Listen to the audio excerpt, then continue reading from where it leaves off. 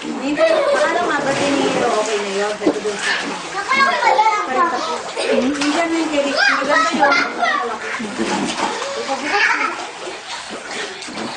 Ayaw ka talaga yan. Yung kay Richie, may ari na agsi. May bago rin dito pa. Yung may kahit yan. Alak, binagat na. Oo, binugbog na yung kuya niya, no? Hi, Ban! Wag ganon. Pero maliit lang naman dyan kayo, di ba? Hindi, pero maliit na Pwede na po? Bukas na? Kayo na lang dahil swimming pool natin. Mga bata lang naman. Tapos karaoke para sa mga pwede ba yung pang-bata lang siya? Laging kasama nanay. Pwede na kami sa May, mayaya na ako. Pwede na. Ito kasi dati yung talagang swimming pool ang plano lang. Ngayon, kung bakit nalagyan ko ng tilapia, sinasabi ko sa tilapia. Tinanggal ko yung tilapia. Nilipat ko doon. Bibigit ko na eh. So, nilipat ko na naman. So, ngayon, pinaplano. Eh, marami nagsabi.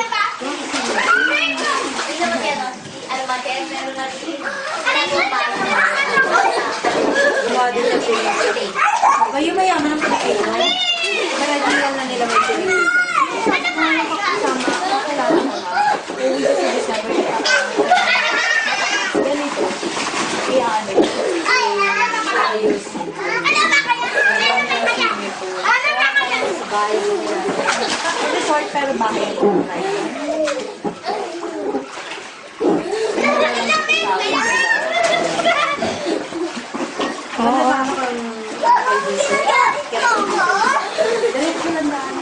Isang lupa,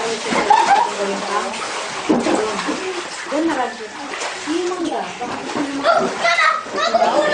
Uy, mangga daw, ilaw! May bagong?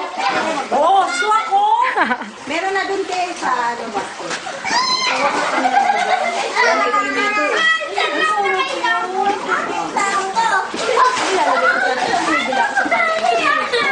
Kami, pag may bunga, bababaan kami. Ay, kanina ba tayo nagpapusa? Tayo natin ang matay. Ayun naman mo, step up. Ayun nga yan. Binabalin namin TV kasi kako kami ang gabi. Hindi ka lang plano namin eh. Sabi ko kasi sa anak ko, para pag tumawag, magkakasama kami, di ba? Eh, nagka-mens siya. Alam mo naman pagbata, pwede naman siya sunduin. Pwede tumama, may mens ka. Sabi ko, sama ka na.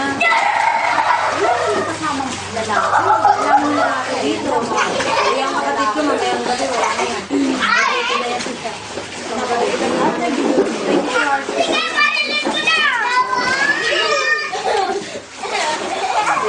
Sila mo ba din? Sinusulit mo talaga. Eh, gastusin lang, bilang. Ito yung